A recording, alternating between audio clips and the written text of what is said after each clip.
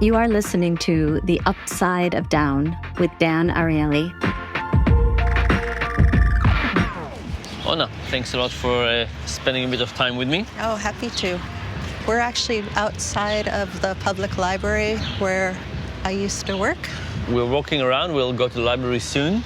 It's hard not to observe that you walk in a slightly non-traditional way. It's a nice way to put it. And what's the cause of this non-traditional way? A birth defect, cerebral palsy. Specifically a form of cerebral palsy, which is right hemiplegia. So only the right side of my body is affected. How does it feel to have one side of your body affected and the other one not? My left side has full sensation, and my right side feels as though it's been shot through with Novocaine. I can't tell the difference between objects, small objects placed in my palm. You could put a paper clip in my palm or a penny, and I wouldn't be able to tell you the difference unless I peeked. Okay, you will know that there's something there. Yes. But you would not know what it is. I wouldn't know the specifics of its shape or weight. And what about just being touched? It feels different, but it's still nice. Same. So, for me, with the burns, I feel less, but I enjoy it more. So do you know how you can't tickle yourself? You know why? No, I never knew why. Because it's about the predictability. Oh, okay. So you can't catch yourself off guard. That's right. Oh, where is it coming from? Where is it going? You basically know all the time. Right. So you don't have this unpredictability, which is what creates the uncertainty about, like, where is it going? What is happening? Right. That makes sense. And for me, the burned skin, the way it grew, it's unclear to me exactly where somebody touches. If I touch you here on the shoulder, you know it's exactly the shoulder. If I move my hand to the elbow, you know where it is. Right. On the burned skin, I don't exactly know where it is. Sometimes it feels like it's multiple places at the same time. Sometimes I don't really know. But it basically creates the element of surprise. And when somebody else touches me, everything feels more unknown. It doesn't intensify the pleasure. It's a little bit more tickling all the time. Wow. But in a good way. I enjoy it. So, one of the perks. Yes. Some people like to weigh you out. Never see the sky 'cause they're in a big cloud. Here we go, here we go, here we go. The only way up's to push you down. Down, down, down, down. I don't even know what that's all about. Hi, my name is Dan Ariely. And in this show, I talk each time with somebody who's sort of like me in two ways. They've also been through a difficult time in their lives, and yet they're also trying to make specific and interesting meaning and contribution with their lives. I was burned many years ago, in about 70% of my body, and I spent about 3 years in hospital. And now I'm trying to run all kinds of experiments about all kinds of aspects of human behavior, trying to figure out what gets us to behave worse and what gets us to behave better. In this show, we will get to have conversations about what we do with all of this. What do we do with our own challenges and injuries? And how do we find meaning? It's about how we make these challenges into better times. From what my parents tell me, they didn't notice anything right away, except that I was slow to learn things. And so I crawled later. I didn't stand or walk till after I was 2. And when I first crawled, they noticed it was one hand and one elbow. And they just thought it was just a cute quirk. But then when I stood up kind of pigeon-toed. And then they had me assessed, and I had to wear a leg brace briefly.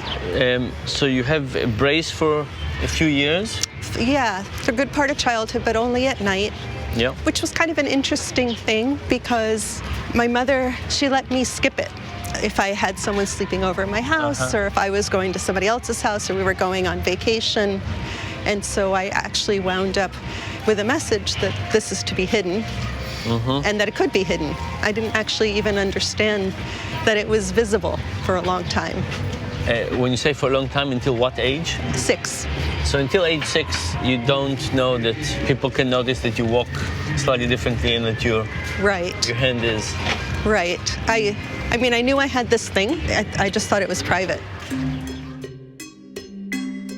But more than the specific, are there different ways that you relate to the world? It's interesting. I'm a poet and a writer, and I wonder sometimes, you know, you read about left-right brain hemispheres and how the right brain is the creative brain, and that's my undamaged half. Mm-hmm. So is that why I've never been good at math, but I've always been good at language? I see.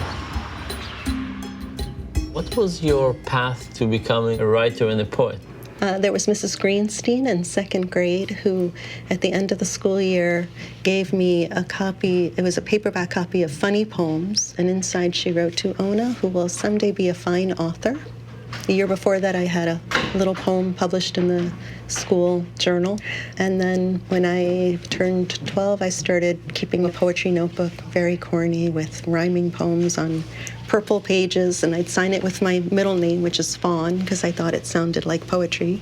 What happened later? How did you decide to make this into a profession? It was actually 7th grade when I thought about, well, what do I like and what am I good at? I always loved when we had opportunities to write in class, and I thought, oh, I'll be a writer. Simple as that. Which, of course, is not as simple as it sounds. Supernova, dedicated to my parents. Waves peaking in a graceful liaison to rendezvous with oblivion. When I went to college, I studied literature. I liked being around visual artists and dancers and painters. And I had a very, very good poetry mentor back when I was at SUNY Purchase, a guy named Harry Stessel. I would bring him poems every week. I did independent studies with him, and he would circle and say, "That's your poem right there," and carve everything else away from it. He said, "Great poems aren't written, they're carved." And then I went to graduate school at NYU in their creative writing program.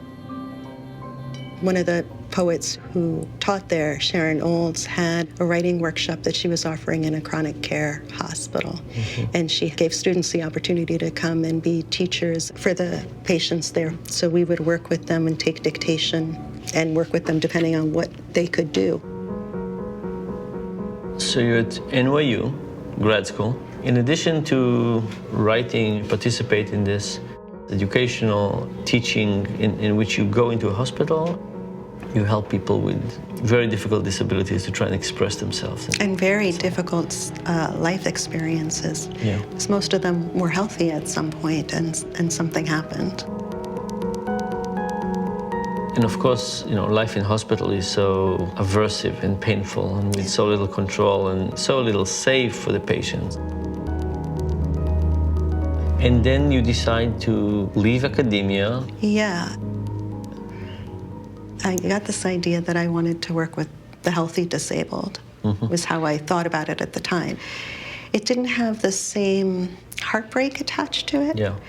And at the same time, it was in some ways very resonant to me because I used to have to go to physical therapy as a kid at a United Cerebral Palsy. And so it was a way of relating to a part of myself, but baby steps towards it. But you sounded like your whole life you basically did not think of yourself as having CP, and all of a sudden you start wanting to be close to other people with... I did, and yet I chose an able-bodied role. That's right. The role of helper Yeah. and teacher, yes. And then I started stalking people.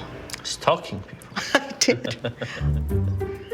I was living in Greenwich Village, and every once in a while I would see a woman who had some kind of physical impairment, and I would just follow her.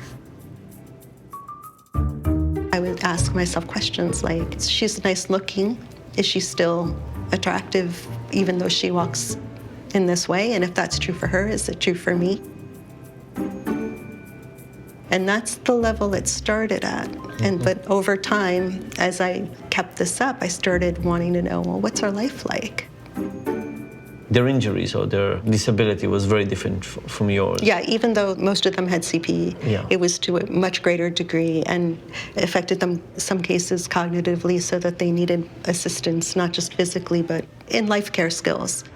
And you were trying to figure out how they live, how they manage, how attractive are they. Yeah, and what does it say about me? I stalked someone to the point where I actually started a conversation and developed a lifelong friendship. My friend Hope, we met at a poetry event. I was on a panel of readers, and she was in the audience, and she was asking really smart questions. And I liked her in terms of things she had to say. When I was getting my papers together, I looked up, and she was there waiting to talk to me.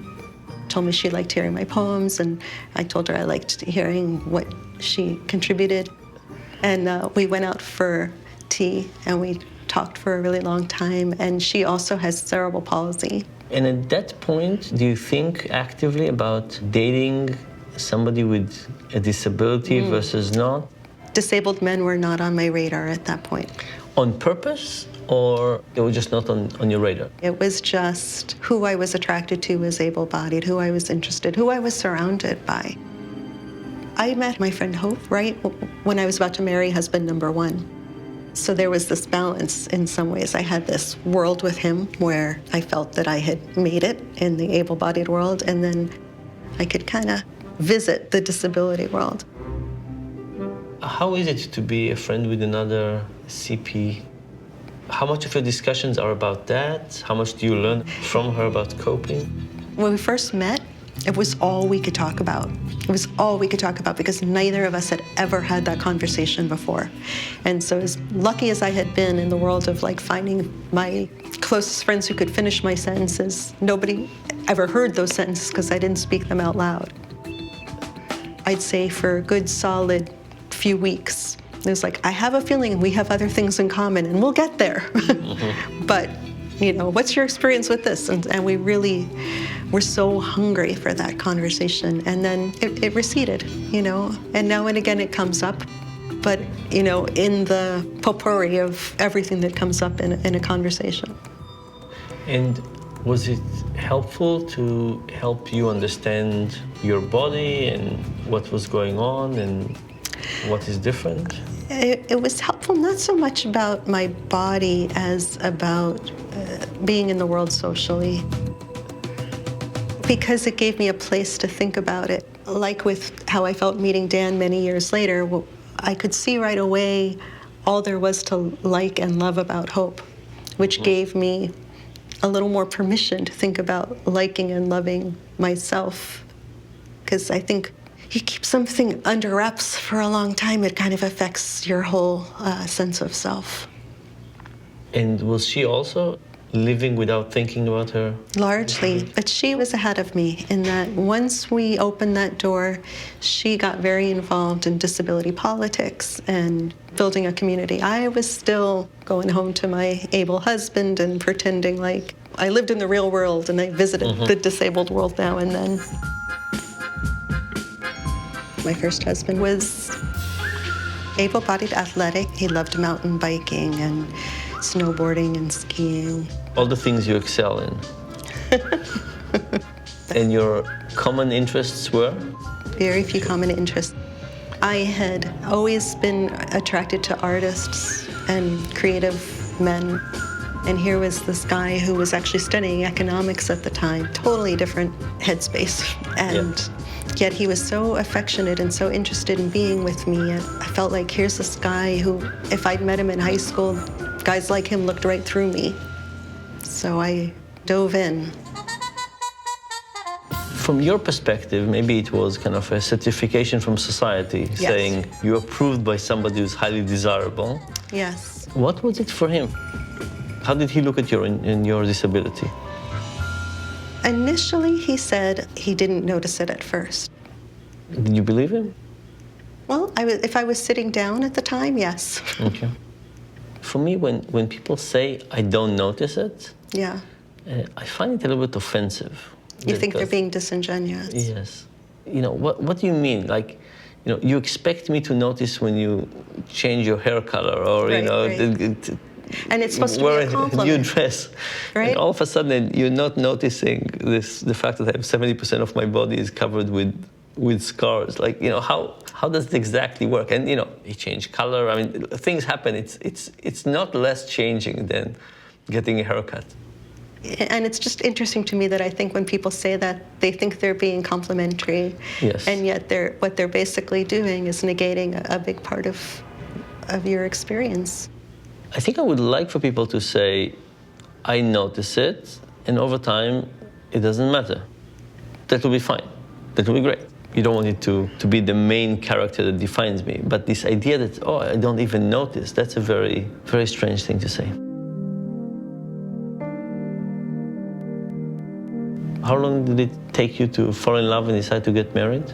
We dated for about 1.5 years, and he was very, let's get married. I was a little less sure because I had the sense we weren't doing that well. But I also had this sense that this was my one opportunity somehow. But things shifted over time. We were married for almost 10 years, and we lived congenially separate social lives. I liked the independence that I could still spend a lot of time with my girlfriends while he was off on a mountain biking trip or a ski trip or something, that I, was still me. 6 years into our marriage, we had a child. How is the decision to have a child? It's a decision, or you just assume that you're going to have a child? I always wanted to be a mother. I always loved kids. He was less sure, which is part of why it took as long as it did. But as soon as he gave me the green light, like, okay, this is something I want to do. And what happened when Ethan is born? When Ethan was born, I had natural childbirth. Everything went well. And then it was time to breastfeed him, and I couldn't hold him properly. If I had him on my left side, his legs weren't supported enough on my right side. The angle wasn't right, and if I had him on my right side, I couldn't get him up high enough. And so the nurses came around and they said, well, we can fix this. We'll put cushions around you. And so they gathered around us and they tucked cushions this way and that, and they got him to the right position. And they're all thinking, okay, problem solved. And I'm thinking, oh my God, 2 days from now, I'm going to be home alone. And who's going to put the cushions under us? 15 cushions. But how do you do this alone? While I was in the hospital, the first night, my husband stayed with us, so he was able to be my support. The second night, he went back to our house. We had a dog that needed attending to, and I was in the hospital room alone with Ethan, and he hadn't really been eating enough because he was sleeping through when he should be eating, and so, it was a little bit concerning that he stay hydrated, and so he woke up crying, wanting to eat, and I rang for the nurse, and it was a nurse I'd never met before, and she said, nope, it says right here on his chart, he's already eaten. Nothing I did would convince this woman to help me, and I tried everything on my own. I tried to set up the cushions and then get between them. I tried different positions on the bed. I could not feed him that night. We both just cried, the two of us. Wow. Just cried and cried, and I'm just like, if we were on a desert island, he would starve. And there would be nothing I could do, and it was such a heartbreaking experience and such a wake-up call that I just took on this physical job, and I better figure out how I was going to do it.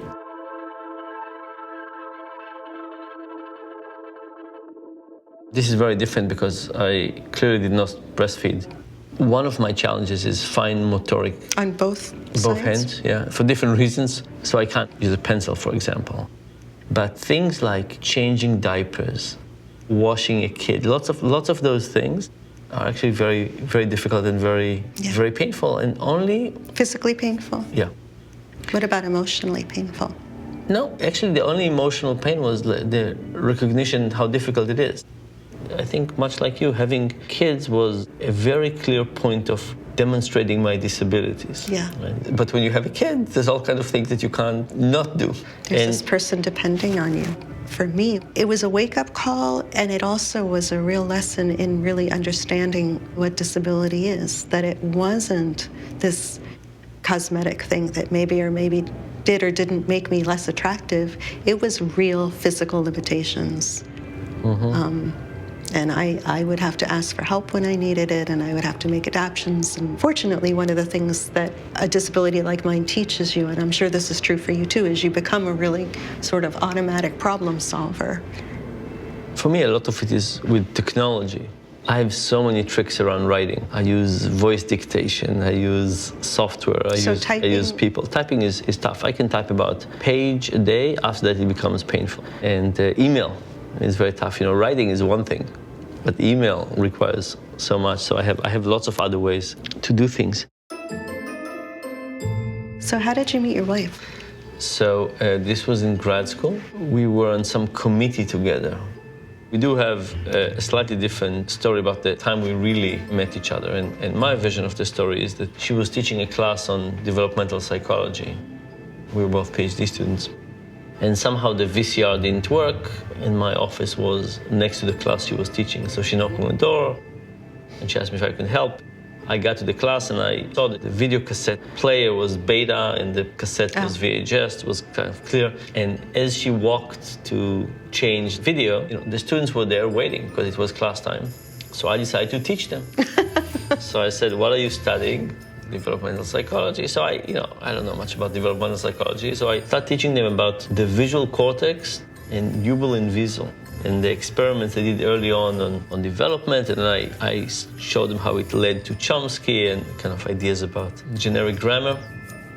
But then she found the tape, she walked into the class, and her recollection is that the students were unbelievably relieved that she's coming back and this guy is talking about stuff. They have no idea how it relates to anything. And my memory was that they were deeply disappointed that this, the most interesting lecture that had to come to an abrupt end. That was our first meeting, and then we... Then you were on the committee after that. We were in the committee, and then we continued being together. We got married 19 years ago. When you and your wife met, what was her reaction to your condition? Was it an issue between you at all, or what was that like? So I think she saw it as a strength of personality that I managed to overcome lots of tough things. Yeah. Maybe she thought it prepared me for married life.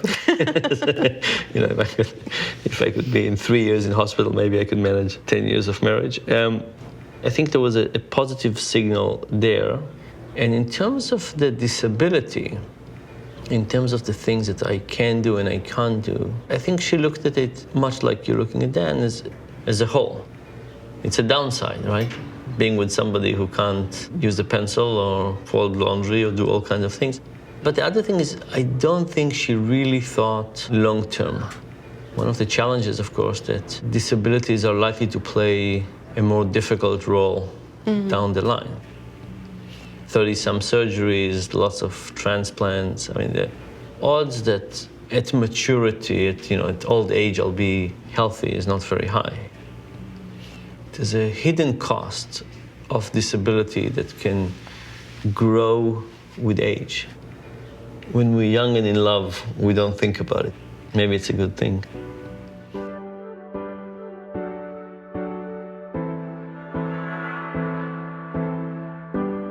I met my current husband in a poetry writing workshop. We both traveled from different ends to Cape May, New Jersey to study specifically with Stephen Dunn, who's a poet whose work I love and Dan in his world loved as well. I got to the workshop table first, and I was feeling kind of groupie-ish and was hoping I could sit next to Stephen and have him on my left so I could hear him well. And much to my disappointment, when Stephen got there, he chose the opposite end of the table to sit in. And then the classroom filled up, and the only chair that was empty was the one next to me. And then this guy came in kind of rushing with a guide dog and sat down in the only seat available next to me. And I later learned was very disappointed that he didn't get to sit next to Stephen, because he records workshops because that's how he takes notes. But he also takes notes using a Braille laptop. So he took that out of his backpack and started fiddling with that. And I thought, how much noise is that going to make? And then the workshop started, and Stephen said, well, I like to have people read each poem twice, and that's especially good now since Dan's here. And Dan said, oh, good. And there was just something in his demeanor that made me kind of do a double take. There was just a gentleness and an openness, and I loved the way he talked to the other writers about their poems, and he said he felt the same way hearing me talk to them. So he sits next to you. You ask him for coffee? At the end of the workshop, we walked together to the next event. We talked for a while, and then we'd run into each other, kind of always rushing to one thing or another because it's only a weekend-long event. And every time I turned around, he was surrounded by people. He had this entourage, mostly women, always around him. So he was kind of hard to approach. But at the end of the workshop, he asked me to give him my contact information. And about a week later, I sent him an email just saying, nice to meet you. Hope we can stay in touch. And he didn't check his email that day, but he called me that night. So I thought he was responding to my email with a phone call, but he was just calling on his own. And we talked for 4 hours, and it was really hard to get off the phone. It was just such a natural conversation. It had this feeling of familiarity. I kind of recognized him as the person that I'd always imagined myself with somehow. And as far as the disability piece was, I really found I wanted to talk about it. And you wanted to talk about it with somebody who got it from the inside out. Who understood disability. Yeah, but there's something I knew that I wouldn't have to explain and that he would get.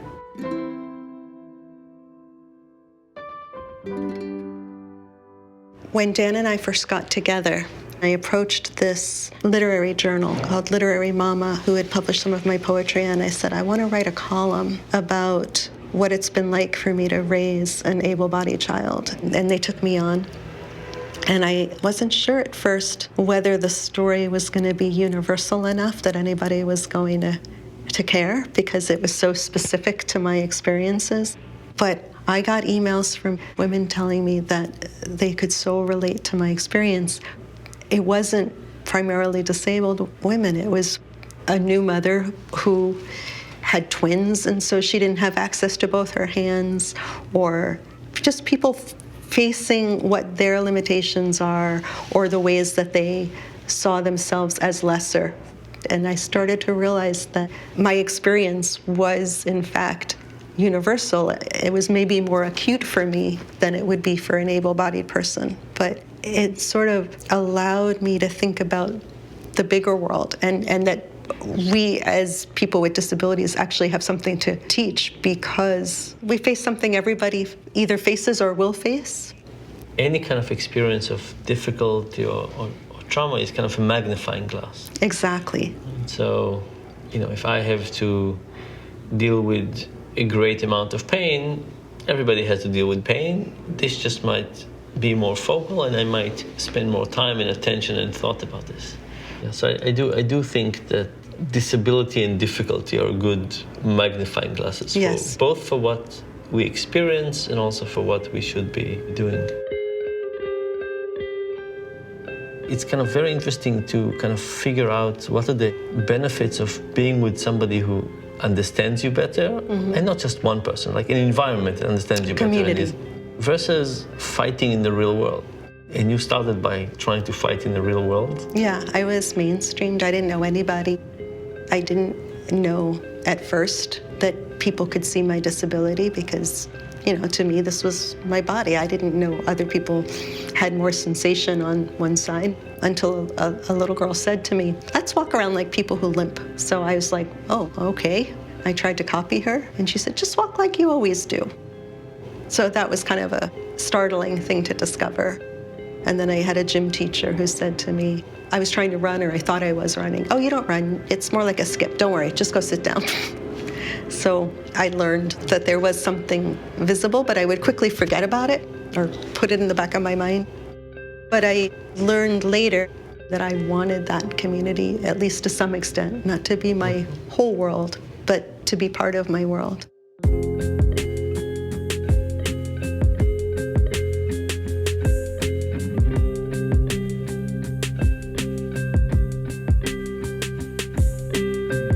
For many years, you didn't think of yourself as having a disability. With Dan, do you feel more disabled or less disabled? It's not that I feel more disabled, it's that I've invited it in. I've opened the door. If you love somebody with a disability, that disability, it's just a part of them, and he moves around in the world with such confidence and agility. I think it invited me to feel the same way. And you've been together for how long? 12 years. 12 years. Yeah, and we've only been living together 3 of those years. We mostly took turns who would do the traveling on a given weekend. And there was some real benefits and some real hard things about having that distance. And the benefit was so much conversation, because so much of the relationship happened on the phone. What each of us did before we went to bed at night was get into bed and talk to each other.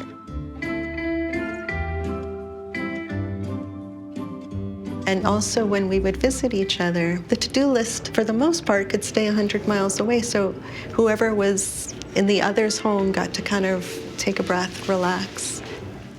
And then you decide to spoil all of it and move together. It's been wonderful. Okay. I guess we were ripe and ready for it. It's Yeah. really nice not to have to say goodbye. I did not like the departure part of it. Yeah. I am wondering about kind of 2 ways of living. One is a way of living in which you say, I have a disability, but I don't want to keep on thinking about this. I don't want to define me. I'm just wondering what happens when you marry somebody with a disability and now you have to deal with disability-related stuff many more hours of the day. It's hard for me to think about wanting purposefully to increase its role in my life. And you seem to have done the opposite in a very happy, calm, productive and creative way, even in your writing. But it wasn't an entirely conscious decision, though, in terms of, choosing to be with somebody with a disability. Oh, yeah. It was this specific person and all the ways in which we resonated with each other. I think there's something about being able to be entirely myself at all time. I used to think of myself as an able-bodied person who was clumsy. And how much better is it to be a person with a disability who does pretty well? I guess I like having disability as a friend rather than as a... enemy. Yeah, or an annoying sibling. One thing that I've been thinking about in terms of moving to a community that has more disability is what is called counterfactual thinking. The idea is that it's very hard for us not to think about other possible states of the world and to compare our happiness to those other states of the world, and that's a driver of happiness. So, for example, imagine that you're missing your flight by 2 minutes or 2 hours. It's worse if it's 2 minutes. Why? Because you came so close. That's right. And the idea is that in the 2 minutes, you can imagine you would have been there. Yes. So you run toward the plane and you see it leaving the gate and you see 7C and you say, I could have been there. Right. And you say, if the person in front of me in the line understood what no liquids is, if the Delta person had 1 more IQ point, you basically, you have all these stories about how you could have made it. If you're 2 hours late, you don't have that story. So what this suggests is that our happiness is not really about where we are, stuck in O'Hare until the next flight. It's about how easy it is for us to imagine other states. And if the other states are better, I would have made it, we're miserable. And if the other states are miserable, we're happy. But our happiness is driven by this comparison. There's a beautiful study showing that when you look at how happy people are when they win medal in the Olympics, you would expect the gold people to smile the most, silver less, and bronze the least. But that's not the case. The gold people smile the most. The second are the bronze, and the silver medalists smile the least. Because they missed the plane by 2 minutes. That's right. The idea is that, if for 4 years you woke up extra early every morning to do whatever activity you do, to run, to exercise, and so on, and 90 seconds ago you got second place, you can't help but think that Wednesday, 2 weeks ago, when I cut the training a little short, that sneakers I should, whatever you think. But if you got bronze, you're not thinking about 2 steps ahead. You're saying, look at all the people who got nothing. So this whole literature is really about the fact that we are comparative animals in principle, right? And our happiness is very much driven by contrast. And I'm kind of wondering, when you go into a community of people with disability, whether it helps you set up your standards at some level for happiness. And I wonder whether living in a community that has more disabled people across the range gets you to focus a little bit, taking less things for granted, appreciating things to a higher degree and using this relative judgment in all kinds of ways, in a way that actually creates higher happiness. Take time, push the clouds away, watch the sun go down again. The sky tells us who we are. It's interesting. I know that when I first approached UCP and Goldwater, I could see how able I was and how lucky I was. Yeah. Whereas I think now, I don't even think about, well, who's better and who's worse or who's struggling more. And it doesn't have to be who's better and worse. It's about maybe not taking too many things for granted. Yeah. It won't let us die afraid. We make the same mistakes. You better fight. It won't let us die. I see the world as more textured than I used to. And I recognize more the variety of the human condition. It does change and can change on a dime. Won't let us die afraid. We'll make the same mistakes. You better find your sense of wonder. Won't let us die afraid. We'll make the same mistakes. You better find. It won't let us die.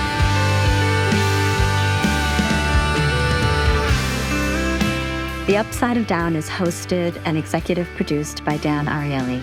The episodes are produced and edited by DGC International and Newfruit Media, especially Luis Dechtiar and Colby Gottert. Sound mixing by Ross Nelson. Additional sound mixing, editing, and producing by Daniel Rinaldi. The theme song is A-OK by Cajuns. Additional music provided by Music Bed, APM Music, and Marie-Claire Sedol. I'm Robin Eldridge, and I created, produced, and directed the series. If you like what you heard, please pass it on. Won't let us die.